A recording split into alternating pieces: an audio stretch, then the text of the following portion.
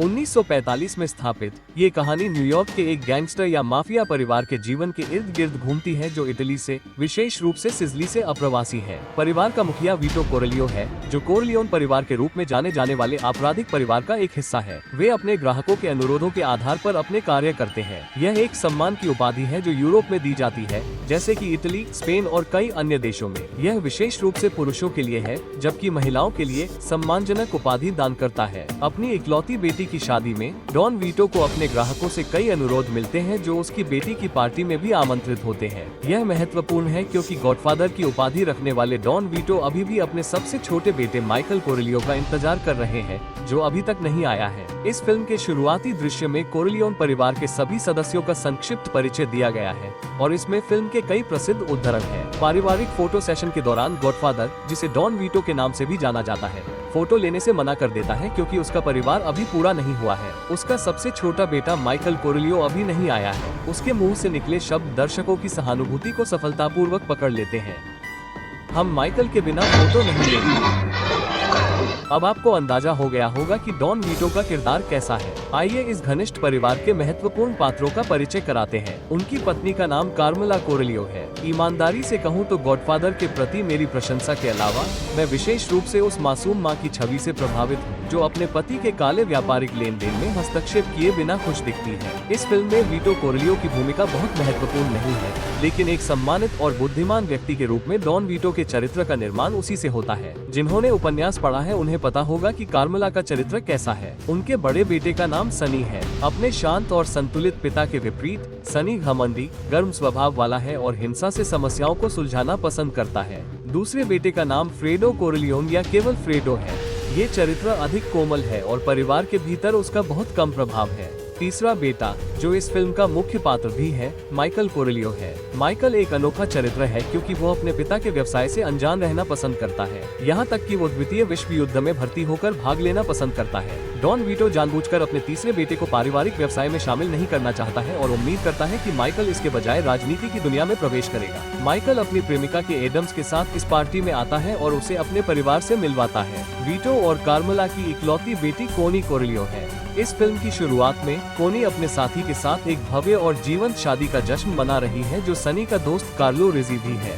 कुछ ही समय बाद उस युग का एक प्रसिद्ध गायक जॉनी फॉन्टेन आता है। हर कोई उसकी मौजूदगी को देखकर हैरान रह जाता है क्योंकि उसके बहुत से चाहने वाले हैं, जिसमें परिवार भी शामिल है। पता चलता है कि जॉनी फॉन्टेन डॉन वीटो के गॉडसन है और डॉन वीटो ने उनके करियर को आगे बढ़ाने में उनकी बहुत मदद की है। दुल्हन और उसके चाहने वालों के सामने गाने के बाद जॉनी का स्वागत डॉन वीटो करते हैं और उसे अपने ऑफिस में बातचीत के लिए बुलाते हैं। यहीं पर जॉनी डॉन वीटो से एक मशहूर फिल्म प्रोजेक्ट में रोल दिलाने के लिए मदद मांगता है, ताकि मनोरंजन जगत में उसका नाम और ऊपर जा सके। इससे पहले जॉनी को फिल्म प्रोजेक्ट को संभालने वाले प्रोडक्शन हाउस ने रिजेक्ट कर दिया था। मैं तुम्हारे साथ फिर से उसे ऑफर देने जा रहा हूँ।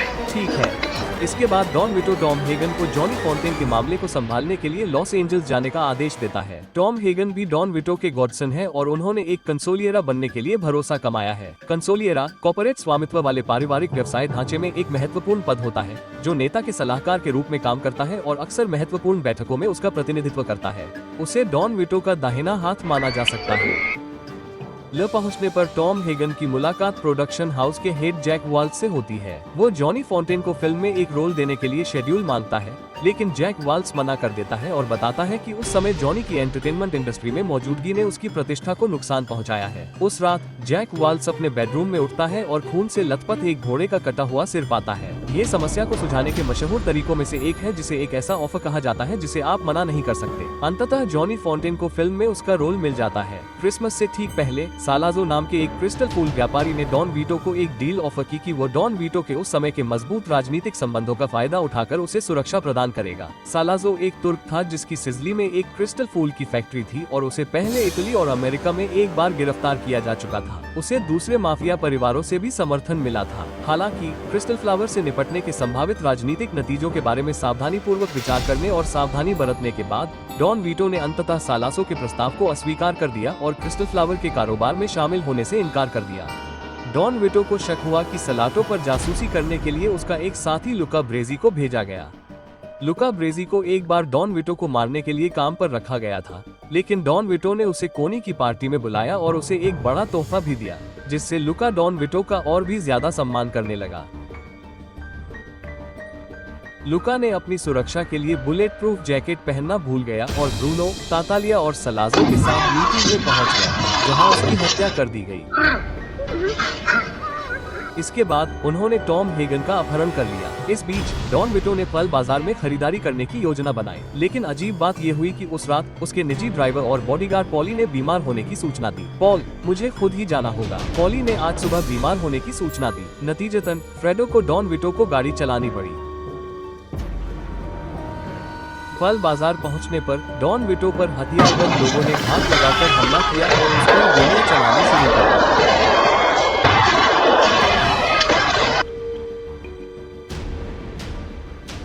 फ्रेडो को हथियारों का कोई अनुभव नहीं था। वो अपने पिता को गोलियों से भूनकर गिरते देखकर सदमे और डर में खड़ा रह गया।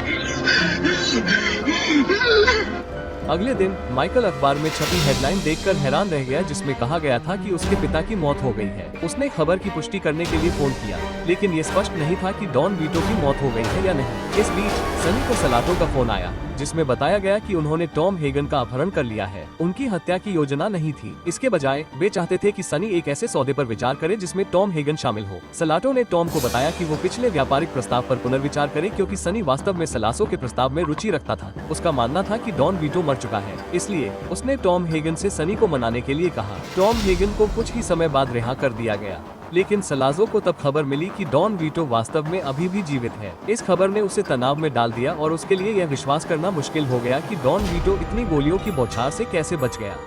एक पारिवारिक बैठक में सनी को एक बुलेट प्रूफ जैकेट के साथ 2 मरी हुई मछलियां मिली, जिससे पता चलता है कि लुका ब्रेजी अब मर चुका है और मछली की तरह सड़ रहा है। जो लोग नहीं जानते उन्हें बता दूं कि सनी को मछली भेजने का मतलब लुका ब्रेजी की हत्या से जुड़ा है।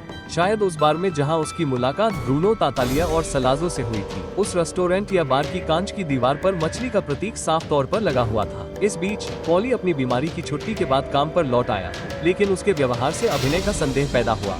सनी ने क्लेमेंसा को उससे निपटने का आदेश दिया, क्योंकि उसे विश्वास था कि पॉली डॉन विटो को धोखा देने और उसे मारने की कोशिश करने की साजिश में शामिल था।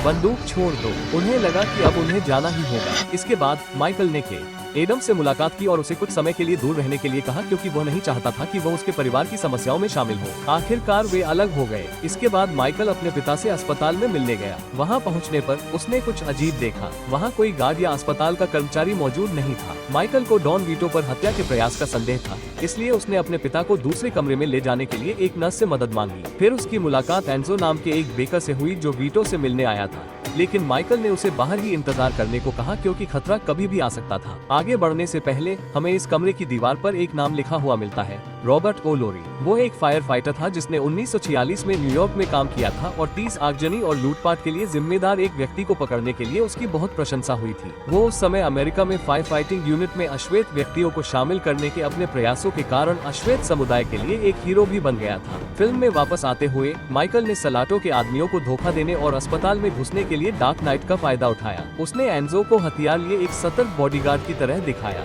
एंजो और माइकल को अस्पताल के सामने खड़ा देखकर गुर्गे अंततः चले गए। कुछ ही देर बाद मैक्लुस्की के नेतृत्व में पुलिस अधिकारी आते हैं। माइकल ने मैक्लुस्की पर सलाज़ो द्वारा पैसे देने का आरोप लगाया और उसे घूंसा मारा, जिससे उसके चेहरे पर निशान पड़ गया। माइकल को बचाने के लिए क्लेमेंसा और टॉम हेगन पहुंचे। यहीं से माइकल के अच्छे बच्चे से क्रूर व्यक्ति में बदलाव की शुरुआत हुई। अगली सुबह माइकल को खबर मिली कि अस्पताल की घटना के कारण सनी ने ब्रूनो की हत्या कर दी है। तब माइकल ने सलाज़ो और मैक्लुस्की को मारने की योजना बनाई और उनके निमंत्रण को स्वीकार कर लिया और उनके बीच के झगड़े को सुलझाने का नाटक किया। यह एक जोखिम भरा हत्या का प्रयास था, जिससे डॉन विटो के परिवार की विश्वसनीयता खतरे में पड़ सकती थी। लेकिन माइकल के पास उनकी मुलाकात का प्रबंध करने का एक शानदार विचार था। उसने क्लेमेंसा को बैठक स्थल पर एक बंदूक छिपाने और मैक्लुस्की की हत्या की खबर के लिए तैयार रहने का निर्देश दिया, जो आखिरकार एक पुलिस अधिकारी था, और उसे सलाज़ो ने अपने निजी अंगरक्षक के रूप में काम करने के लिए पैसे दिए थे। माइकल उनसे एक रेस्तरां में मिला, निहत्था था। कुछ देर बातचीत करने के बाद उसने शौचालय का उपयोग करने के लिए कहा, जहां उसने एक बंदूक निकाली जो क्लेमेंसा ने उसके लिए छिपाई थी। माइकल ने बदला लेने के लिए सलाज़ो और मैक्लुस्की की हत्या कर दी। सलाज़ो और मैक्लुस्की की हत्या के बाद माफिया बॉस के बीच युद्ध छिड़ गया। मीडिया में इसकी खबरें आईं, जिसमें डॉन वीटो भी शामिल था, जो घर लौट आया था और खबरों का विषय बन गया। सनी और टॉम हेगन ने बताया कि क्या हो रहा था। उन्होंने बताया कि उन्होंने फ्रेडो को लास वेगास भेज दिया था और हेगन ने डॉन वीटो को बताया कि माइकल सिजली में छिपा हुआ है। सिजली में माइकल की मुलाकात एक ऐसी महिला से हुई जिसने उसका दिल जीत लिया। उसका नाम था अप्लोनिया। उसे जीतने के लिए माइकल ने अपने पिता से सीखी हुई तरकीबें अपनाई, जिसे एक ऐसा प्रस्ताव जिसे आप ठुकरा नहीं सकते कहा जाता है।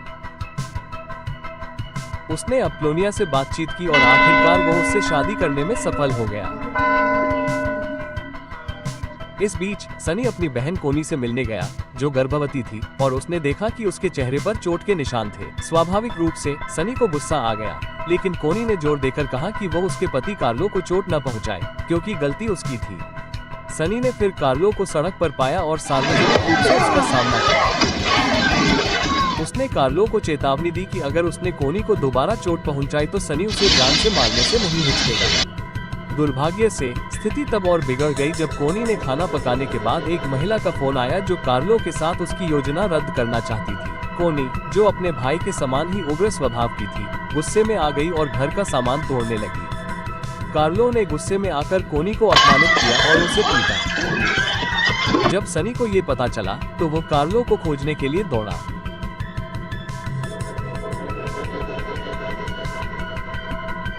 हालांकि टोल बूथ पर पहुंचने पर सनी पर घात लगाकर बैठे कुछ लोगों ने मशीन गन से गोली मारी, जिससे उसकी भीषण मौत हो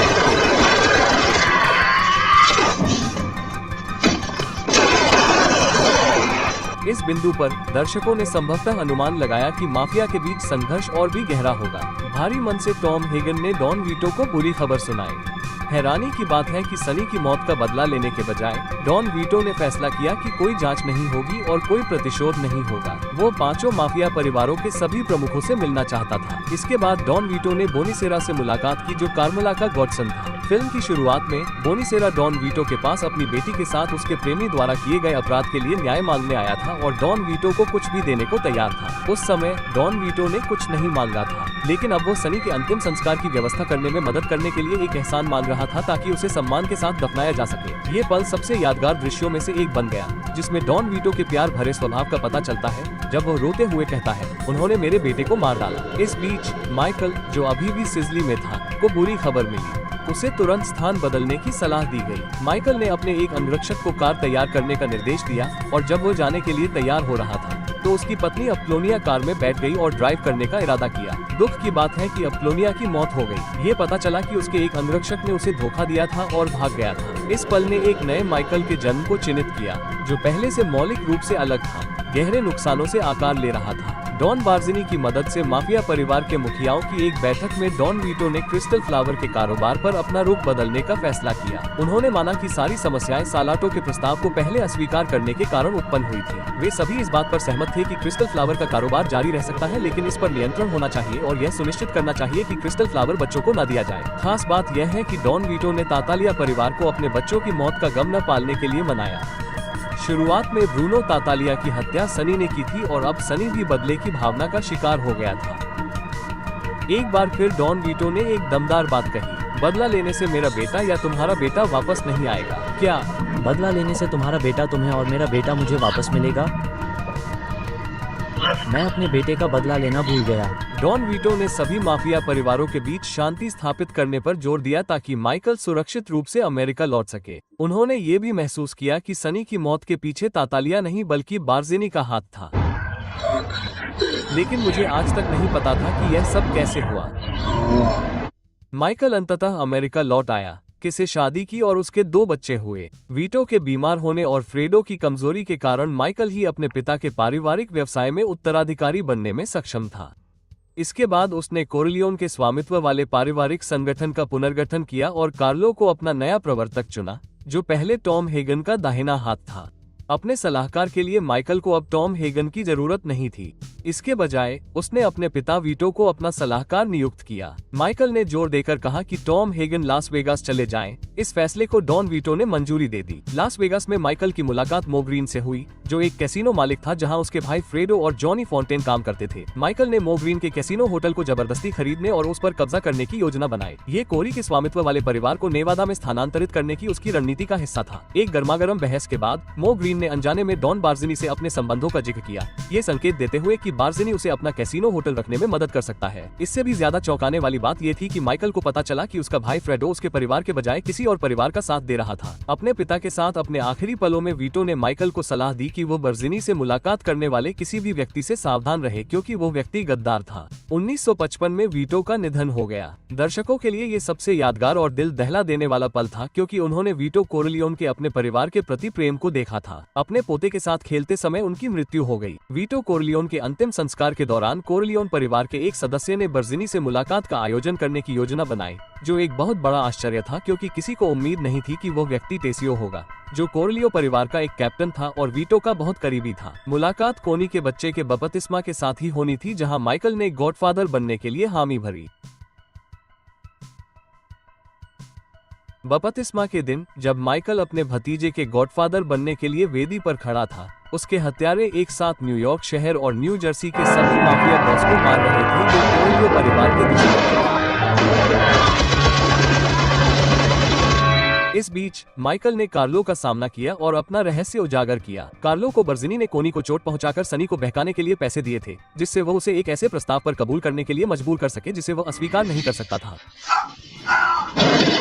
कार्लो को कार में मार दिया गया।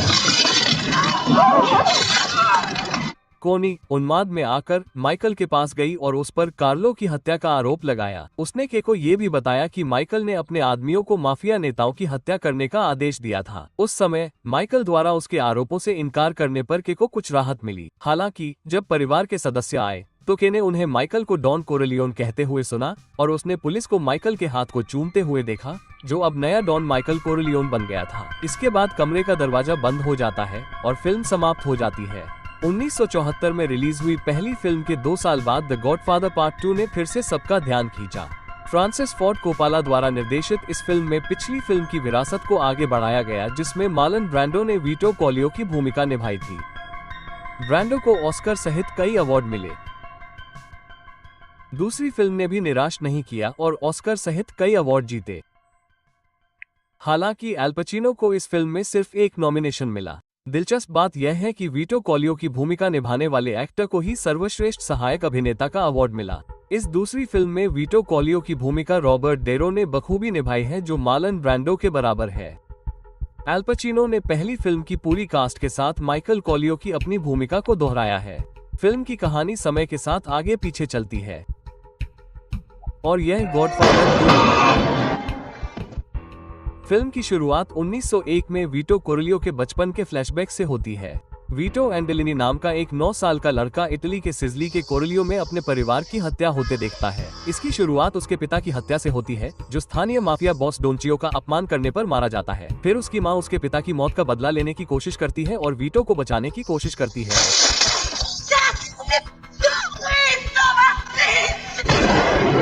वीटो फिर भागकर बंदरगाह पर पहुंचता है, जहां से वो न्यूयॉर्क शहर जाने वाले जहाज पर चढ़ता है। इस जहाज पर वीटो एंडोलिनी को वीटो कोरलियोन नाम से एक यात्री के रूप में पंजीकृत किया जाता है और वो संयुक्त राज्य अमेरिका के एलिस द्वीप पर पहुंचता है। वीटो एक दिलचस्प तथ्य ये है कि इस बंदरगाह पर यात्रियों के बीच का माहौल आज की स्थिति से मिलता जुलता है, जहां बहुत सख्त स्वास्थ्य प्रोटोकॉल लागू है। ऐसा लगता है कि 1958 में इस क्षेत्र में चिकन पॉक्स की महामारी के कारण यहां हम डॉन कोरलियोन के नए उत्तराधिकारी माइकल कोरलियोन की यात्रा देख सकते हैं। वे सभी नेवादा में बस गए हैं और पहली फिल्म में उनका मिशन पूरा हो गया है। फ्रेडो अब लास वेगास में एक कैसीनो का मालिक बन गया है, जिसे पहले मो ग्रीन द्वारा नियंत्रित किया जाता था। उसकी बहन कोनी भी अपने पति की मृत्यु से आगे बढ़ चुकी है और अब उसके पास एक नया साथी है, जबकि उनकी मां परिवार के लिए एक प्यारी सी शख्सियत बनी हुई है। माइकल अपने बेटे के लिए लेक ताहो में पहली कम्युनियन पार्टी रखता है। कैथोलिक चर्च में पहला कम्युनियन एक बहुत ही महत्वपूर्ण परंपरा है। कैथोलिक बच्चे जो एक निश्चित उम्र तक पहुंच चुके हैं, आमतौर पर 7 से 8 साल की उम्र में अपना पहला कम्युनियन प्राप्त करने के लिए एक अनुष्ठान करते हैं। कम्युनियन में रोटी और वाइन प्राप्त करना शामिल है, जिसे मसीह के शरीर और रक्त के रूप में पवित्र किया गया है। पार्टी के दौरान माइकल कोरेलियो कई व्यावसायिक बैठकें आयोजित करता है क्योंकि वो अब नया डॉन कोरेलियो बन गया है। सेनेटर गिरी उससे बातचीत करने के लिए मिलता है और माइकल को कैसीनो ट्रॉफी गाला पर अधिक कर का भुगतान करने का प्रस्ताव देता है जिसे वह संभालेगा। कारण सरल है, ये सेनेटर कोरेलियो परिवार जैसे इतालवी प्रवासियों को नापसंद करता है जो दिखावा करते हैं। इस बातचीत के दौरान माइकल का एक दिलचस्प उद्धरण है जब वो सेनेटर गिरी की नापसंदगी का जवाब देता है। माइकल कहता है, हम दोनों एक ही धोम का हिस्सा हैं, लेकिन मेरे परिवार के बारे में कभी एक जैसा नहीं सोचते। हम दोनों एक ही पाखंड का हिस्सा हैं। उद्धरण चिन्ह। माइकल अत्यधिक कैसीनो कर का भुगतान करने से इनकार कर देता है, जो सामान्य कर दर से 150 गुना अधिक है। इसे एक महत्वपूर्ण शुरुआती दृश्य माना जाना चाहिए जो फिल्म के अंत को निर्धारित करेगा। समस्या तब शुरू होती है जब उसकी बहन कोनी अपने नए प्रेमी मर जॉनसन के साथ यूरोप यात्रा के लिए माइकल से पैसे मांगती है, जो माइकल को पसंद नहीं है। माइकल अपनी बहन को अपने बच्चों और परिवार के साथ रहने और मर के साथ अपनी शादी की योजना रद्द करने का प्रस्ताव देता है, लेकिन दुर्भाग्य से कोनी नहीं सुनती है। तुम मेरे पिता नहीं हो, तुम मेरे पास क्यों आए हो? क्योंकि मुझे पैसे चाहिए। एक और मुद्दा तब उठता है जब फ्रेडो की पत्नी एक शराबी और घटिया महिला की तरह व्यवहार करती है, फ्रेडो के अपने परिवार का अपमान करती है। इसके बाद फ्रैंक पेंटांगली, जो हमेशा से कोरेलियो परिवार का वफादार रहा है, डॉन माइकल कोरेलियोन के बेटे एंथनी की पहली कम्युनियन पार्टी में आता है। वो माइकल से इसलिए नाराज है क्योंकि उसने रोसाडो भाइयों के खिलाफ मदद करने से इनकार कर दिया था, जो माइकल के बिजनेस एसोसिएट हाइमन रोथ के लिए काम करते हैं। डॉन माइकल नहीं चाहता कि हाइमन रोथ की वजह से उसके बिजनेस को नुकसान हो। फ्रैंक पेंटांगली डॉन माइकल को चेतावनी देता है कि हाइमन रोथ एक बिजनेस एसोसिएट है जिसे दिवंगत वीटो कोरेलियो पसंद करते थे और उसका सम्मान करते थे, लेकिन डॉन वीटो कोरेलियो ने हाइमन रोथ पर कभी भरोसा नहीं किया। उस रात जब माइकल अपने कमरे में आराम करने वाला था तो अचानक बाहर से गोलियों की बौछार हुई, जिसमें वो और उसकी पत्नी के लगभग मर जाते हैं। माइकल अपने आदमियों को घर के परिसर में असलानों की तलाशी लेने और उन्हें जिंदा पकड़ने का आदेश देता है ताकि पता लगाया जा सके कि हमले के पीछे कौन है। दुर्भाग्य से उन्हें पता चलता है कि असलान मर चुका है और माइकल नेवादा से न्यूयॉर्क शहर जाने का फैसला करता है। 1917 में वीटो कोरेलियो न्यूयॉर्क शहर में रहता है। उसकी एक पत्नी है जिसने उनके पहले बेटे सेंटिनो सुननी कोरेलियो को जन्म दिया है। वीटो और उसके दोस्त एक इतालवी नाट्य प्रदर्शन में भाग लेते हैं और डॉन फेनुची नामक एक स्थानीय डॉन से मिलते हैं, जिसे लोग ब्लैक हैंड के नाम से जाने जाने वाले माफिया के नेता के रूप में डरते हैं। डॉन फेनुची को इतालवी अप्रवासियों से जबरन वसूली करने में मजा आता है, जिसमें उसके दोस्त के पिता का स्टो भी शामिल है, जहां वीटो कोरेलियो भी काम करता है। उस रात वीटो को उसके पड़ोसी ने कुछ सामान छिपाने के लिए कहा जो कई आग्नेयास्त्र थे। अगले दिन वीटो को स्टो से अपनी नौकरी से हाथ धोना पड़ता है क्योंकि डॉन फेनुची ने अपने दोस्त के पिता को अपने भतीजे को वहां काम पर रखने के लिए मजबूर किया। बड़ी ईमानदारी से वीटो अपने बॉस को फेनुची के अनुरोध का पालन करने के लिए मना लेता है, यहाँ तक कि नौकरी से निकाले जाने के लिए भी तैयार हो जाता है। छोटी उम्र से ही वीटो का चरित्र स्पष्ट हो जाता है। रास्ते में वीटो किसी ऐसे व्यक्ति से मिलता है जो उसका पड़ोसी क्लेमेंसा निकलता है, जो वीटो को उसके हथियार छिपाने में मदद करने के लिए एक उपहार देना चाहता है। वे दोनों एक घर जाते हैं और वहां से एक शानदार कालीन रोल करते हैं। शुरुआत में ऐसा लगता है कि वे इसे लॉन्ड्री ले जा रहे हैं, लेकिन वास्तव में यह वीटो के लिए एक उपहार है। हालांकि वीटो को एहसास नहीं होता है कि उसने अनजाने में एक चोरी में भाग लिया है। इस बीच माइकल कोरेलियोन मियामी आता है और अपने व्यापारिक सहयोगी हाइमन रोथ से मिलता है। माइकल को संदेह है कि हाइमन रोथ उसे मारने की साजिश में शामिल है। वो हाइमन रोथ को ये समझाने का नाटक करता है कि वो अभी भी उसका व्यापारिक भागीदार है। माइकल हाइमन रोथ को बताता है कि फ्रैंक पेंटांगेली ने उसे रोसाडो भाइयों को खत्म करने के लिए कहा है, लेकिन वो मना कर देता है क्योंकि इससे उसके भविष्य के व्यवसाय को खतरा हो सकता है। क्या आपको पहली फिल्म में वीटो कोरेलियो का संदेश याद है? अपने दोस्तों को करीब रखो, लेकिन अपने दुश्मनों को और भी करीब। उसने मुझे सिखाया, अपने दोस्तों को करीब रखो, लेकिन अपने दुश्मनों को और भी करीब। न्यूयॉर्क शहर में माइकल फ्रैंक पेंटांगेली से मिलता है, जो अब कोरेलियो परिवार के पुराने घर में रह रहा है। माइकल उससे रोसाडो भाइयों के साथ समस्या को सुलझाने के लिए कहता है क्योंकि वो जानता है कि हाइमन रोथ उसे मारने की कोशिश कर रहा है। माइकल कोरेलियो पेंटेंजेली को सलाह देता है कि वह अपने पिता वीटो कोरेलियो की सलाह के अनुसार हाइमन रोथ के साथ अच्छे संबंध बनाए रखे। अपने दोस्तों को करीब रखो, लेकिन अपने दुश्मनों को और भी करीब रखो। फ्रैंक को रोसाडो भाइयों से निपटना होगा, जबकि माइकल कोरेलियो अपने परिवार के असली गद्दार का पता लगाने की कोशिश करेगा। कोरेलियो परिवार के घर में फ्रेडो, जो सो रहा है, को जॉनी नाम के किसी व्यक्ति का फोन आता है। जॉनी ओला हेमन रोथ का दाहिना हाथ है, जो फ्रेडो से जुड़े रोथ के संदिग्ध कार्यों की शुरुआत को दर्शाता है। न्यूयॉर्क शहर में वापस फ्रैंक पेंटेंजेली रोसाडो भाइयों का सामना करने जाता है। दुर्भाग्य से रोसाडो भाई तुरंत कार्रवाई करते हैं और फ्रैंक पेंटेंजेली को मारने का प्रयास करते हैं। सौभाग्य से एक पुलिस अधिकारी घटनास्थल पर आता है और फ्रैंक पेंटेंजेली भागने में सफल हो जाता है। लास वेगास में टॉम हेगन फ्रेडो के साथ एक कैसीनो होटल में जाता है। वो सेनेटर गिरी से मिलता है जो एक ऐसी स्थिति में फंस गया है जहां वो जिस वेश्या के साथ था उसकी निर्मम हत्या कर दी गई है। टॉम हेगन सेनेटर को आश्वस्त करने की कोशिश करता है कि वो घबराए नहीं और वे इस घटना को सुलझा लेंगे। क्या आपको फिल्म की शुरुआत में सेनेटर का ऑफर याद है? यह एक ऐसा ऑफर है जिसे आप मना नहीं कर सकते हैं, जिसे टॉम हेगन ने व्यवस्थित किया है। तो कोरेलियो परिवार से पंगा मत लो। हाइमन रोथेफ, माइकल कोरेलियो और उनके कई व्यावसायिक सहयोगी क्यूबा में फ्रांसिस्को बतिस्ता के नेतृत्व में क्यूबा में भविष्य की व्यावसायिक संभावनाओं पर चर्चा करने के लिए हवाना, क्यूबा जाते हैं। बैठक के बाद अधिकारियों द्वारा विद्रोहियों की गिरफ्तारी के कारण माइकल की कार रुक जाती है। उसी समय उनकी आंखों के ठीक सामने एक विद्रोही क्यूबा में चल रही क्रांति के हिस्से के रूप में प्रतिरोध के रूप में बमबारी करके आत्महत्या कर लेता है। क्यूबा की क्रांति की स्थिति को देखते हुए माइकल अपने व्यवसाय पर पुनर्विचार करता है, इस डर से कि सरकार गिर सकती है। हवाना में ही फ्रेडो राष्ट्रपति के लिए उपहार के रूप में $2 मिलियन से भरा बैग लेकर आता है। माइकल क्यूबा में अपने परिचितों हाइमन रोथ और जॉनी का लापरवाही से उल्लेख करता है। जब माइकल पूछता है कि क्या वो उन दो नामों को जानता है तो फ्रेडो तुरंत घबरा जाता है। फ्रेडो का कहना है कि वो उन्हें बिल्कुल नहीं जानता, हालांकि कुछ रात पहले ही उसे जॉनी ओला नाम के किसी व्यक्ति का फोन आया था। याद है?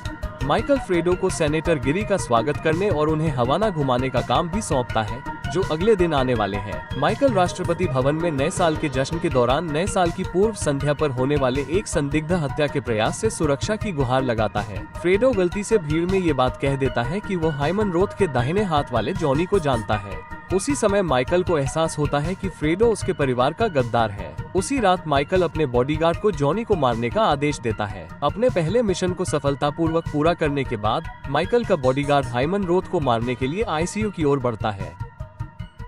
हालांकि इससे पहले कि वो अपना काम पूरा कर पाता, पुलिस उसे पकड़ लेती है और गोली मार देती है। राष्ट्रपति भवन में ही सैनिकों का एक समूह राष्ट्रपति से मिलता है। नए साल की पूर्व संध्या आती है और सभी एक दूसरे को बधाई देते हैं, जिसमें माइकल भी शामिल है, जो फ्रेडो को बधाई देता है और उसे मियामी ले जाने वाले विमान में चढ़ने के लिए कहता है। भारी मन से माइकल अपने भाई को बताता है कि यह पल बहुत ही दर्दनाक और यादगार है। उसी रात राष्ट्रपति बतिस्ता ने क्यूबा के क्रांतिकारी सेनानियों की पूर्ण जीत के साथ अपने इस्तीफे की घोषणा कर दी। विद्रोह अपरिहार्य था और अराजकता के बीच फ्रेडो माइकल को छोड़कर भाग गया। हालांकि माइकल ने उसे आश्वस्त करने की कोशिश की, लेकिन स्ट्रोक से पीड़ित हाइमन रोथ को भी वापस संयुक्त राज्य अमेरिका ले जाया गया। घर पहुंचने पर टॉम हेगन ने माइकल को बताया कि उसकी पत्नी के का गर्भपात हो गया है। अतीत को देखते हुए सेंटिनो के बाद वीटो कोरेलियो के अब 2 और बेटे थे, फ्रेडो और माइकल। फ्रेडो का जन्म खराब स्वास्थ्य में हुआ था और वो निमोनिया से पीड़ित था। वीटो के अपने सहयोगियों क्लेमेंसा और टेसियो के साथ आपराधिक यात्रा के दौरान उन्होंने फेनुची का ध्यान आकर्षित किया, जिसने उनसे जबरन वसूली की। क्लेमेंसा और साल्वाटोर टेसियो ने फेनुची के भुगतान की मांगों को पूरा करके उसके साथ परेशानी से बचने का फैसला किया, लेकिन वीटो इस बात पर अधिक अड़ा था कि वो फेनुची को कम भुगतान के लिए मना ले। आप समझ रहे हैं उसने ये कैसे किया?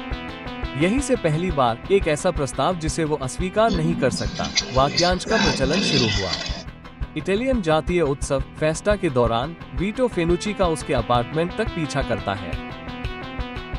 वहां पहुंचकर वीटो ने फेनुची को गोली मारी। उसने इस्तेमाल की गई बंदूक को नष्ट कर दिया और सबूतों को छुपा दिया। वो अपने परिवार के साथ फिर से घर लौट आया। माइकल के पास वापस वो नेवादा में अपने घर लौट आया, जहां उसने के को सिलाई में व्यस्त पाया। फिर उसने अपनी मां को के गर्भपात और उसके पिता की पारिवारिक क्षति के बारे में बताया। इस बीच वाशिंगटन डीसी में अपराध पर सीनेट समिति कोरेलियो परिवार की जांच कर रही थी। वीटो कोरेलियो के पास लौटते हुए वो अब अपने समुदाय में एक सम्मानित व्यक्ति बन गया था। वीटो के पास एक विधवा आई जो मामूली कारणों से अपने घर से बेघर हो गई थी। विधवा ने वीटो से अपने मकान मालिक से बात करने को कहा। वीटो ने रॉबर्टो नाम के मकान मालिक से मुलाकात की और अनुरोध किया कि वो विधवा को घर वापस कर दे। वीटो ने 6 महीने तक चुपके से उसका किराया भी चुकाया। कुछ ही देर बाद रॉबर्टो वीटो के ऑफिस आया और उसने पहले मिले पैसे वापस कर दिए। अब वो डरा हुआ था क्योंकि उसे एहसास हो गया था कि वो एक नई सुबह का सामना कर रहा है। डॉन वीटो कोरेलियोन रॉबर्टो ने विधवा के लिए किराया कम करने का भी वादा किया। वीटो और उसके दोस्त क्लेमेंसा और टेसियो ने अब एक नया व्यवसाय शुरू किया, जैतून का तेल जेनको आयात करने वाली कंपनी। कोरेलियो परिवार की सीनेट जांच के दौरान फ्रैंक पेंटानगेली रोसाडो भाइयों द्वारा पिछली हत्या के प्रयास से बच गया था। अदालत में माइकल के खिलाफ गवाही देने के लिए सहमत हो गया। फ्रैंक का मानना था कि उसके खिलाफ हत्या के प्रयास में उसे धोखा दिया गया था और उसे यकीन था कि इसके पीछे माइकल का हाथ था। वो अब गवाह सुरक्षा के रूप में कड़ी सुरक्षा में था। नेवादा वापस आकर माइकल आखिरकार फ्रेडो से मिल गया। फ्रेडो ने वीटो के उपेक्षित बेटे होने पर अपनी निराशा व्यक्त की। उसने हाइमन रोथ की मदद करने और उससे भुगतान की उम्मीद करने की बात भी स्वीकार की। फ्रेडो ने अदालत के एक रहस्य का खुलासा किया। सीनेट का वकील वास्तव में हाइमन रोथ का अधीनस्थ था। माइकल ने फ्रेडो के साथ किसी भी तरह के खून के रिश्ते को नकार दिया, लेकिन फिर भी उसने अपने एक अंगरक्षक को आदेश दिया कि जब तक उनकी मां जीवित है, फ्रेडो की सुरक्षा सुनिश्चित की जाए। कोरेलियो परिवार की अदालती कार्यवाही के दौरान माइकल फ्रैंक पेंटेंजेली से नहीं मिल सका, जो सख्त पहरे में था, ताकि सच्ची घटनाओं को समझा सके और माइकल का बचाव कर सके। हालांकि टॉम हेगन ने चालाकी से सिजली से पेंटेंजेली के भाई को सुनवाई में ले आया,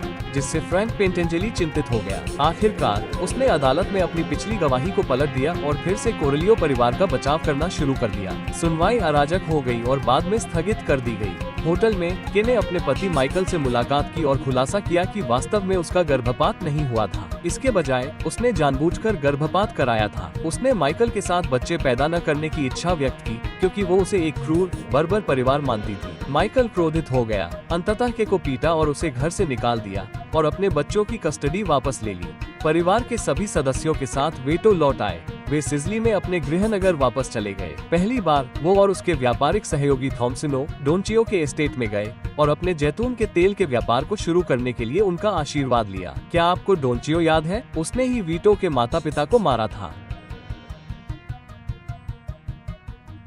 अपने पिता का नाम एंटोनियो बताने के बाद वीटो ने आखिरकार सीओ को मारकर अपने बचपन का बदला पूरा कर लिया।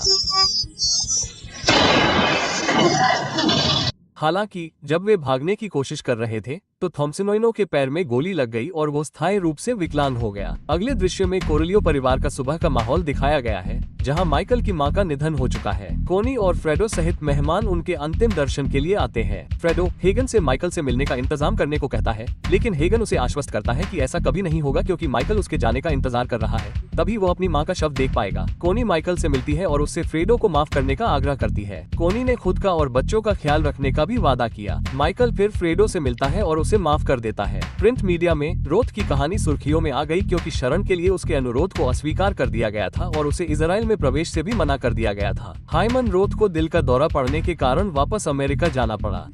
अब पता चला कि उसकी उम्र सीमित है। हाइमन रोथ की हत्या की योजना को लेकर सलाहकार टॉम हेगन और माइकल के बीच मतभेद हो गए। माइकल ने अपने एक वफादार बॉडीगार्ड रोको लैम्पवान को रोथ को मारने का आदेश दिया, जबकि टॉम हेगन की वफादारी पर माइकल ने सवाल उठाया। उद्धरण चिन्ह। तुम मेरे साथ इन कामों में चलोगे या नहीं? क्योंकि अगर नहीं चलोगे तो तुम अपनी पत्नी, परिवार और रखेल को साथ लेकर लास वेगास जा सकते हो। माइकल, तुम मुझे क्यों दुख पहुंचा रहे हो? मैं हमेशा से तुम्हारा वफादार रहा हूं। मेरा मतलब है, यह क्या है? टॉम हेगन ने गवाह सुरक्षा परिसर में पेंटांगेली से मुलाकात की। बातचीत के दौरान फ्रैंक पेंटांगेली ने कॉली परिवार की तुलना रोमन साम्राज्य से की, जिससे हेगन सहमत थे, लेकिन उन्होंने पेंटांगेली को याद दिलाया कि यह अतीत की बात है। हेगन ने पेंटांगेली को रोमन सम्राट के खिलाफ एक असफल साजिश की कहानी के बारे में भी आगाह किया, जिसका अंत अक्सर साजिशकर्ताओं द्वारा खुदकुशी करने से होता था। हेगन ने पेंटेंजेली को आश्वासन दिया कि उसके परिवार का ख्याल माइकल के आदमी रखेंगे। इस बीच माइकल के आदमी मियामी एयरपोर्ट पर पत्रकारों के भेष में हाइमन रोथ का इंटरव्यू करने के लिए अपना मिशन शुरू कर देते हैं, जो अभी अभी आया था। इसके बाद उन्होंने हाइमन रोथ को गोली मार दी। दुर्भाग्य से स्थानीय पुलिस ने तुरंत प्रतिक्रिया दी और हमलावरों को गोली मार दी, जिससे उनकी मौत हो गई। गवाह सुरक्षा परिसर में फ्रैंक पेंटेंजेली मृत पाया गया, जिसने अपनी कलाई काटकर आत्महत्या कर ली थी। माइकल के आदेश पर अलेरी ने झील में फ्रेडो को भी मारा। अंतिम दृश्य अतीत में लौटता है, जब डॉन वीटो कोरेलियो के सभी बच्चे बड़े हो चुके होते हैं। वे अपने पिता डॉन वीटो कोरेलियो को उनके जन्मदिन पर सरप्राइज देने के लिए डाइनिंग टेबल पर इकट्ठा होते हैं। वहां सेंटिनो, जिसे सनी, फ्रेडो, कोनी के नाम से भी जाना जाता है, और निश्चित रूप से माइकल टॉम हेगन के साथ है। माइकल अपने भाइयों को बताता है कि पर्ल हार्बर पर हमले के जवाब में उसने कॉलेज छोड़ने और यूएस मरीन कॉर्प्स में भर्ती होने का फैसला किया है। इस लापरवाह फैसले से सनी नाराज हो जाता है और हेगन भी संशय में है। चलो जैसे उसे तुमसे बहुत उम्मीदें हैं। मेरे भविष्य के बारे में मेरे पिता से बात करो। बॉब को तुम्हारी परिभाषा जानने के लिए बहुत सारे तार जोड़ने पड़े। तुम्हारे पिता के पास तुम्हारे लिए योजनाएं हैं और कई बार हमने तुम्हारे भविष्य के बारे में बात की है। जबकि फ्रेडो इकलौता भाई है जो उनके फैसले का समर्थन करता है। जब वीटो आता है तो वे सभी अपने पिता का अभिवादन करने जाते हैं, सिवाय माइकल के जो खाने की मेज पर अकेला रह जाता है। फिल्म के अंत में माइकल को भी पारिवारिक गृह परिसर में झील के किनारे अकेला बैठा हुआ देखा जाता है।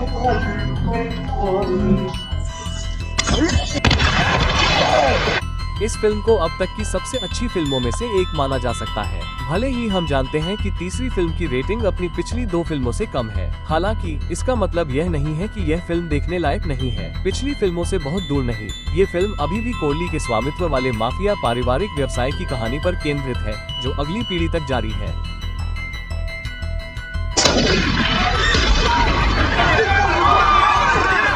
ये गॉडफादर भाग 2 है।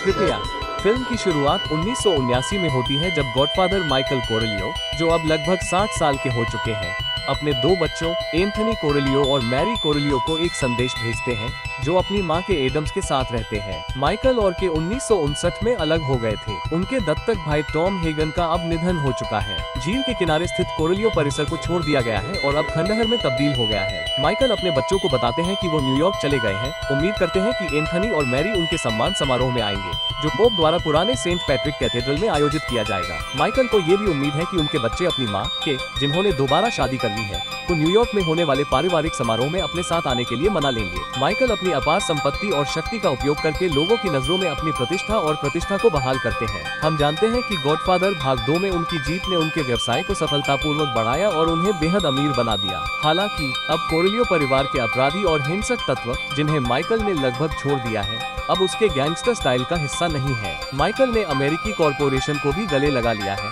जो अब उसके प्रति अधिक सहिष्णु है, ताकि वो खुद को गंदे कारोबार और खून खराबे से भरे अतीत से मुक्त कर सके। माइकल अपने पिता की याद में वीटो कोरलियो फाउंडेशन नामक एक धर्मार्थ संस्था की स्थापना करता है। चर्च में वापस समारोह शुरू होता है। बिशप गिल्डे द्वारा माइकल को ऑर्डर ऑफ सेंट सेबेस्टियन का कमांडर नियुक्त किया जाता है। एंथनी और मैरी आखिरकार कार्यक्रम में शामिल होते हैं। माइकल के वकील बीजे हैरिस के साथ कोनी कोरलियो भी मौजूद है। जाहिर तौर पर माइकल के प्रवर्तक जॉय जासा भी अपने निजी अंगरक्षक एंथनी स्कोलारो के साथ वहां मौजूद है। उन पर माइकल के निजी अंगरक्षक अल्नी की निगरानी होती है, जो कभी कोरलियो परिवार के लिए पुलिस प्रमुख थे। समारोह के बाद वे कोरलियो परिवार के निवास पर जश्न मनाते हैं, जहां माइकल के पुराने दोस्त और अमेरिका में एक माफिया बॉस डॉन अल्टोएलो भी शामिल होते हैं। उस समय विंसेंट मैंसिनी नाम का एक बिन बुलाया आदमी है। विंसेंट मैंसिनी माइकल के बड़े भाई सेंटिनो के सुननी कोरलियो और लूसी मैंसिनी का नाजायज बेटा है। विंसेंट, जो अकेले बैठा हुआ दिखाई देता है, मैरी के पास आता है। आखिरी बार जब वे मिले थे तब मैरी केवल 8 साल की थी, जबकि विंसेंट 15 साल का था। ये पता चलता है कि तब से विंसेंट को अपनी ही चचेरी बहन से प्यार हो गया है। वो ये पता लगाने का फैसला करता है कि मैरी वास्तव में उसके चाचा माइकल कोरलियो की बेटी है, जो उस समय वीटो कोरलियोन फाउंडेशन का नेतृत्व करता है और वेटिकन चर्च को $100 मिलियन का दान देता है। ये दान बिशप गिल्डे को दिया गया था और सिजली में गरीबों की मदद के लिए इस्तेमाल किया गया था। ये ध्यान देने योग्य है कि पोलार्मो प्रांत में स्थित सिजली शहर माइकल के पिता वीटो कोरलियो का जन्म स्थान है। इस बीच माइकल आखिरकार किसे मिलता है, जो अब उसकी पूर्व पत्नी है। वो फिर एंथनी से मिलने जाती है और उससे कानून की पढ़ाई जारी रखने का आग्रह करती है। हालांकि एंथनी मना कर देता है और ओपेरा गायक बनने के अपने सपने को साकार करने के लिए ओपेरा स्कूल जाना चाहता है। के द्वारा मनाए जाने के बाद माइकल, जो शुरू में इस विचार का कड़ा विरोध करता था, अंत में एंथनी को उसके सपने को पूरा करने के लिए सहमत हो जाता है। इसके अलावा के ने माइकल को बताया कि एंथनी पहले से ही जानता है कि उसके पिता ने उसके ही भाई फ्रेडो कोरलियो को मार डाला था। माइकल खुद वास्तव में इस कृत्य पर पछतावा करता है, भले ही यह उसके परिवार को फ्रेडो के विश्वासघात से बचाने के लिए आवश्यक है। कुछ ही समय बाद डॉन अल्टोबेलो माइकल को बधाई देने के लिए उससे मिलने जाता है। अल्टोबेलो कोनी कोरलियो के गॉडफादर भी हैं और उन्होंने सिजली को $1 मिलियन का योगदान दिया है। कुछ ही समय बाद जॉय जासा माइकल से मिलता है और उसे बताता है कि उसे सनी के बेटे विंसेंट मैंसिनी, जो कभी उसके लिए काम करता था, के साथ एक छोटी सी समस्या है। अब उससे नफरत करता है। विंसेंट, जो माइकल से मिलने का इरादा रखता है, फिर जॉय जास के कान काटता है। यहाँ से चले जाओ। विंसेंट माइकल की सेवा करने की अपनी इच्छा की घोषणा करता है। माइकल उसे इस शर्त पर स्वीकार करने के लिए सहमत होता है कि विंसेंट को माइकल कोरेलियो के प्रति अपनी वफादारी और समर्पण साबित करना होगा। पार्टी में एक फैमिली फोटो सेशन चलता है। माइकल विंसेंट मैंसिनी को कोरेलियोन परिवार में शामिल होने के लिए बुलाने का फैसला करता है। पार्टी माइकल और मैरी के डांस परफॉर्मेंस के साथ खत्म होती है। उस रात विंसेंट के अपार्टमेंट में 2 आदमी घुस आते हैं। विंसेंट शाम को ग्रेस हैमिल्टन नाम की एक महिला पत्रकार के साथ रहता है। ब्रिजेट फोंडा ने विंसेंट को पार्टी से बुलाया था। विंसेंट को पता चल जाता है कि क्या हो रहा है और वो दोनों हमलावरों को मार गिराता है। उसे पता चलता है कि वे जासा के भाले के हत्यारे हैं। धिक्कार। इस आदमी को अच्छे से देखो। बताओ तुम्हें किसने भेजा है? Joy Z. माइकल को इस घटना के बारे में पता चलने पर गुस्सा आ जाता है क्योंकि विंसेंट को उन्हें नहीं मारना चाहिए था। उसे पुलिस में रिपोर्ट करनी चाहिए थी। कोनी विंसेंट का बचाव करती है और उसे लगता है कि उसने अपनी सुरक्षा के लिए ऐसा किया है। विंसेंट माइकल से जॉय ज़ासा को मारने का आदेश देने को कहता है, लेकिन माइकल को लगता है कि यह अनावश्यक है क्योंकि जॉय ज़ासा कोई खतरा नहीं है। कुछ ही देर बाद आर्कबिशप गिल्डा माइकल से मदद मांगने आती है। वो बताते हैं कि वेटिकन बैंक के वित्त प्रबंधन के लिए रोम ने पहले उन पर भरोसा किया था, लेकिन उनके अपने सहयोगियों ने उन्हें धोखा दिया, जिसके परिणाम स्वरूप करोड़ों डॉलर का घाटा हुआ। ये सुनकर माइकल ने $59 मिलियन की पूंजी इंजेक्शन के साथ सहायता की पेशकश की, इस शर्त पर कि इमोबिलिया कंपनी में वेटिकन के 25% शेयर कोरलियोन कंपनी की संपत्ति बन जाएंगे। इमोबिलिया एक रियल एस्टेट कंपनी है। ये ध्यान दिया जाना चाहिए कि माइकल केवल कानूनी कंपनियों के साथ सहयोग करने के लिए सहमत है। उन्होंने पहले ही जुए और अवैध सामानों से संबंधित सभी कैसीनो संपत्ति और व्यवसाय बेच दिए हैं। वे माइकल से सहमत हैं और उन्हें एक शर्त के रूप में $600 मिलियन देते हैं। 600 मिलियन। वेटिकन में रहते हुए माइकल को अंततः पता चलता है कि कुछ प्रभावशाली पक्ष वास्तव में विभिन्न कारणों से समझौते का विरोध करते हैं, जिनमें से एक काला आपराधिक इतिहास है जिसने कोरेलियो नाम को कलंकित किया है। इसके अतिरिक्त पोप पॉल V6 की तबीयत बिगड़ रही है। समझौते को मंजूरी देना माइकल की कल्पना से कहीं अधिक जटिल हो जाता है।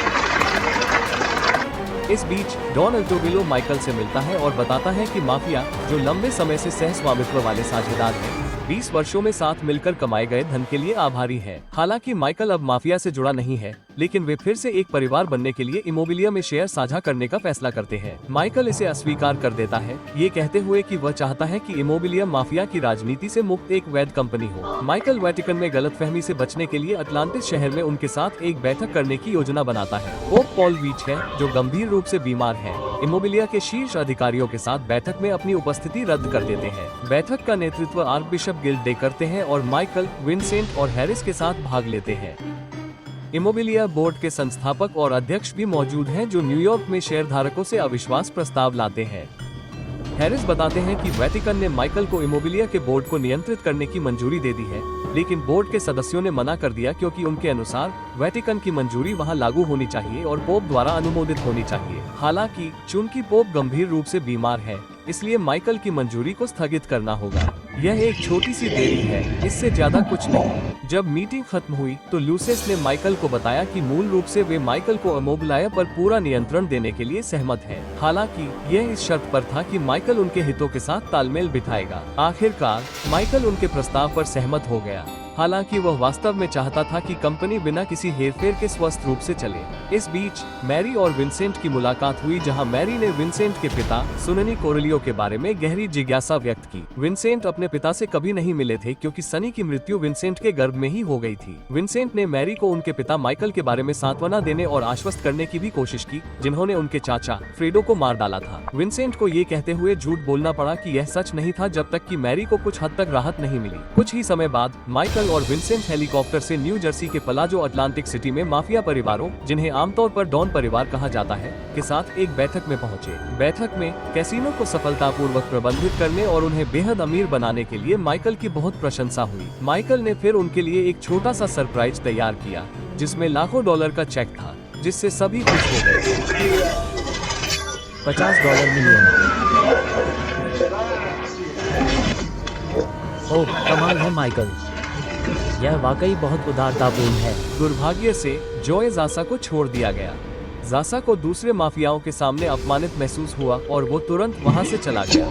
डॉन अल्टोबेलो उसे वापस आने के लिए मनाने के लिए उसके पीछे पीछे गया।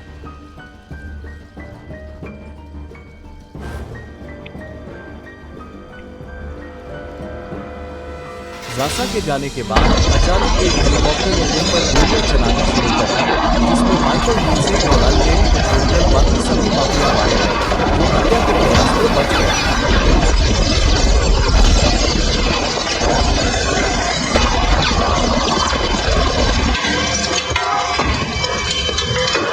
घर पहुंचने पर माइकल ने उसे बचाने के लिए विंसेंट की प्रशंसा की। जहां अलग को संदेह था कि उन सभी को मारने की कोशिश के पीछे जासा का हाथ है, वहीं माइकल खुद अनिश्चित था, क्योंकि वह जानता था कि जासा में किसी शक्तिशाली व्यक्ति के समर्थन के बिना हिम्मत नहीं है। इसके बजाय माइकल को अल्टोबिलो पर संदेह था, जो गोलीबारी में भी बच गया और माफिया की दुनिया से संन्यास लेने और सिजली में रहने का फैसला किया। उसके बाद माइकल को मधुमेह के कारण दौरा पड़ा। वो बेसुध था, अपने भाई फ्रेडो का नाम पुकार रहा था, जिसे उसने 20 साल पहले मार डाला था। माइकल कोमा में अस्पताल में भर्ती थे। इस बीच हैरिस ने आर्कबिशप गिल्ड को याद दिलाया कि अगर माइकल की मृत्यु हो जाती है तो भी इमोइलिया का स्वामित्व बना रहेगा और जल्द से जल्द एक समझौता किया जाना चाहिए। हैरिस के जाने के बाद वेटिकन बैंक के एक अकाउंटेंट फ्रेडरिक कीन्स ने आर्कबिशप गिल्ड को चेतावनी दी कि अगर माइकल की मृत्यु हो जाती है तो उनकी सारी योजनाएं उजागर हो जाएंगी। तब गिल्ड ने समझौते को फिलहाल के लिए स्थगित करने का निर्णय लिया। दूसरी ओर चर्च के अंदर विंसेंट को कोनी और अल्नेर ने माइकल की जानकारी के बिना जॉय जासा को मारने का आदेश दिया। यहाँ कोनी अनौपचारिक रूप से माइकल की सलाहकार बन गई थी, क्योंकि वो मूल रूप से जासा को नापसंद करती थी। इस प्रकार विंसेंट अपने कुछ सहयोगियों की मदद से खुशी खुशी सहमत हो गया। अस्पताल में माइकल आखिरकार कोमा से जाग गया और केने उससे मुलाकात की, जिसने उसे अपने संगीत करियर को जारी रखने की एनोनी की इच्छा को स्वीकार करने के लिए धन्यवाद दिया। केने ये भी अच्छी खबर दी कि एंथनी सिजली में एक ओपेरा प्रदर्शन में अपनी शुरुआत करेगा। माइकल खुशी खुशी उस कार्यक्रम में शामिल होने के लिए तैयार हो गया। जाहिर तौर पर एंथनी और मैरी भी अपने पिता से मिलने आए थे। मैरी फिर विंसेंट के पास गई, जहां उन्होंने एक दूसरे को गले लगाया, अपना आपा खो दिया और सांसारिक सुखों में लीन हो गए।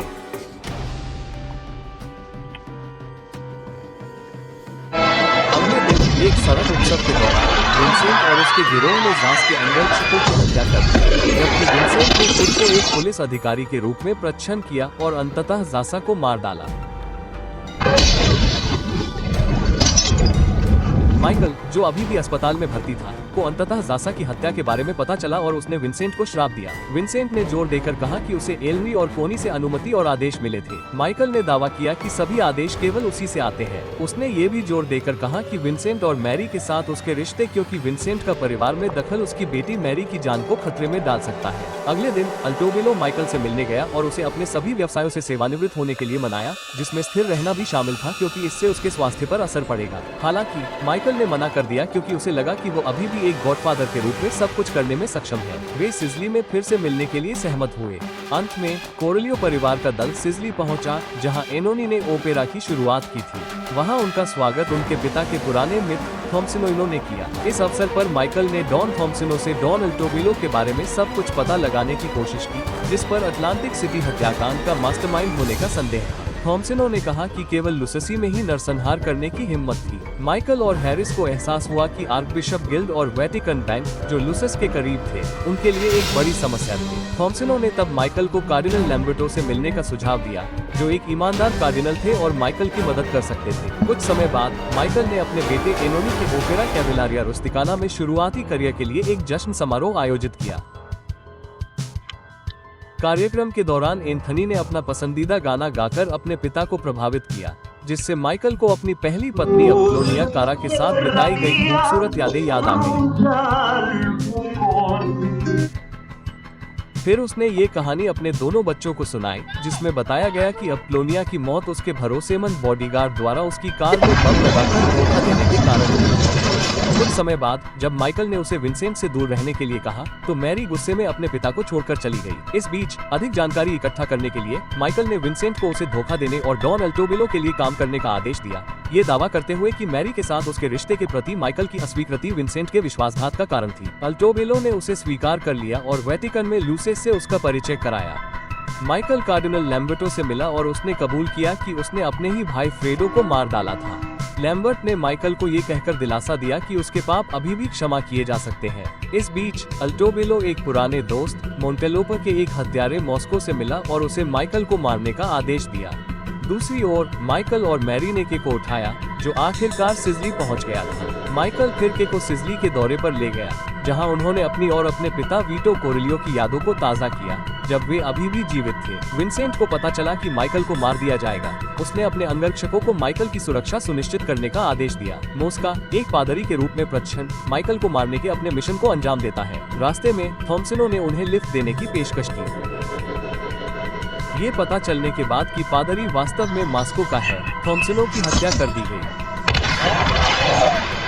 माइकल, जो थॉम्सनों के निवास पर लौट आया था, का स्वागत उसके पूर्व अंगरक्षक को ने किया, जो अब डॉन थॉम्सनों का अंगरक्षक बन गया था। को ने माइकल को, जो उस समय के साथ था, सूचित किया कि थॉम्सनों मर चुका है और वो बदला लेने के लिए माइकल के आदेशों का इंतजार करेगा। हालांकि माइकल ने कोई आदेश नहीं दिया। वेटिकन में पोप पॉल VI, जिनकी मृत्यु हो चुकी थी, के उत्तराधिकारी लैम्बर्टो थे, जिन्हें तब जॉन पॉल आई कहा जाता था। अपने नेतृत्व के दौरान लैम्बर्टो ने वेटिकन बैंक घोटाले की जांच की, जहां फ्रेडरिक की, जिसकी असली प्रकृति उजागर हो गई थी, को लापता घोषित कर दिया गया था, जिससे आर्कबिशप गिल्डे क्रोधित और घबरा गए। थॉम्सनों के अंतिम संस्कार के दिन विंसेंट ने माइकल को बताया कि नरसंहार लुकासी ने किया था, जो ऑल्टो बेलो और आर्कबिशप गिल्डे के साथ काम कर रहा था। उन्होंने माइकल को मारने के लिए मोस्का नामक एक हत्यारे को काम पर रखा था। माइकल ने विंसेंट के अनुरोध को स्वीकार कर लिया, लेकिन शर्त ये थी कि विंसेंट को मैरी को हमेशा के लिए छोड़ देना होगा। माइकल ने अपनी शक्ति विंसेंट मैंसिनी को सौंप दी।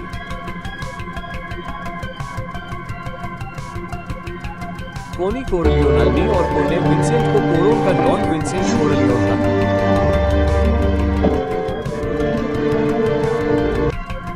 ओपेरा कैवेलारिया रुस्टिकाना में एनोनी के प्रदर्शन का समय आया, जिसमें डॉन अल्टोबेलो सहित कई दर्शक शामिल थे, जो संयोग से उस दिन अपना जन्मदिन मना रहे थे। कोनी कोरलियो, जो उनकी धर्मपुत्री भी थी, ने उन्हें अल्टोएलो को मारने के लिए एक जहरीली कैनोली उपहार में दी। इस बीच माइकल को हैरिस से खबर मिली कि पोप लैम्बर्टो ने इमोबिलिया सौदे को मंजूरी दे दी है। हालांकि माइकल को लैम्बर्टो की सुरक्षा की चिंता थी, क्योंकि वो खतरनाक लोगों से घिरा हुआ था। उसी समय विंसेंट ने मैरी के साथ अपने रिश्ते को खत्म करने का फैसला किया और उसे किसी और को स्वीकार करने के लिए कहा। ओपेरा प्रदर्शन शुरू हुआ। अल्टो बेलो ने कोनी द्वारा दिए गए जहरीले भोजन का आनंद लिया, जबकि विंसेंट के अंगरक्षक जुड़वा मॉस्को की उपस्थिति पर नजर रख रहे थे। विंसेंट ने अल्नेरी को आर्कबिशप गिल्डे को मारने के लिए रोम में वेटिकन तक ट्रेन ले जाने का आदेश दिया। इसके अलावा उसने कोको लुसेसी और उसके आदमियों के साथ साथ कीक को भी मारने का आदेश दिया। ठीक है, माइकल को गोली मारने के इरादे से मोस्का को जुड़वा भाइयों ने पकड़ लिया। मोस्का ने उन्हें मार डाला, लेकिन अपना निशाना खो दिया, जिसने सीट बदल ली थी। माइकल विंसेंट से मिला, जिसने उसे बताया कि पोप लैम्बर्ट खतरे में है और उनके पास उसे बचाने के लिए पर्याप्त समय नहीं है। दूसरी ओर विंसेंट के आदमी किक को तकिए से मारने में सफल हो गए और फिर उसे आत्महत्या दिखाने के लिए फांसी पर लटका दिया। वेटिकन में ये पता चला कि आर्कबिशप गिल्डा ने पोप लैम्बर्टो को जहर दिया था, जिससे पोप ने शांति से अपनी आखिरी सांस ली। इस बीच डॉन अल्टोबेलो की जहर से मौत हो गई। दूसरी ओर अल्नी ने आर्कबिशप गिल्डे को मार डाला, जबकि को ने अपने ही चश्मे से उसे चाकू मारकर लुसस को मारने में सफलता प्राप्त की। ओपेरा के सफलतापूर्वक समाप्त होने के बाद माइकल और उनके परिवार ने एनोनी की सफलता का जश्न मनाया। हालांकि मैरी विंसेंट के साथ अपने रिश्ते को रोकने के लिए अपने पिता से नाराज थी। उसी समय मोस्का ने माइकल को गोली मार दी, जिससे वह घायल हो गया। दुर्भाग्य से मैरी को भी सीने में गोली लगी और उसकी मौके पर ही मौत हो गई। तुरंत विंसेंट ने मॉस्को को मार डाला और मैरी के शरीर को देखकर माइकल उन्मादी हो गया। उसका उन्माद उतना ही तीव्र था जितना कि उसने अप्लोनिया को खोने पर किया।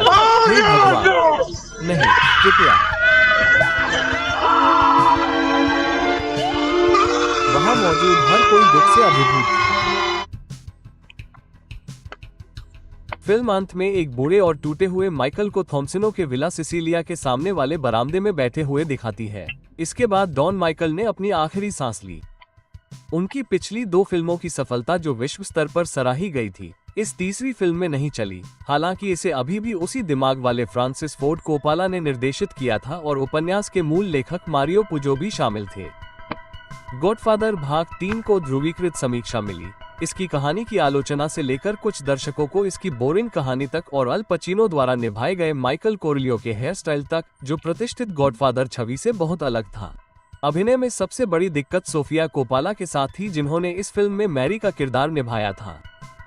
सोफिया को गॉडफादर जैसी मशहूर फ्रेंचाइजी में काम करने के लिए तैयार नहीं माना गया था। जब उनके किरदार की मौत हुई तो हम उनके साथ सहानुभूति नहीं जता पाए। लेकिन उस पल को के और माइकल ने बचा लिया जो पागल हो गए थे। गॉडफादर की फिल्में कोरलियो परिवार के इर्द गिर्द घूमती दुनिया के इतिहास को दिखाती हैं और कई बार परिवार की किस्मत का सीधा संबंध बड़ी ऐतिहासिक घटनाओं से होता है। गॉडफादर के दूसरे भाग में क्यूबा की क्रांति दिखाई गई।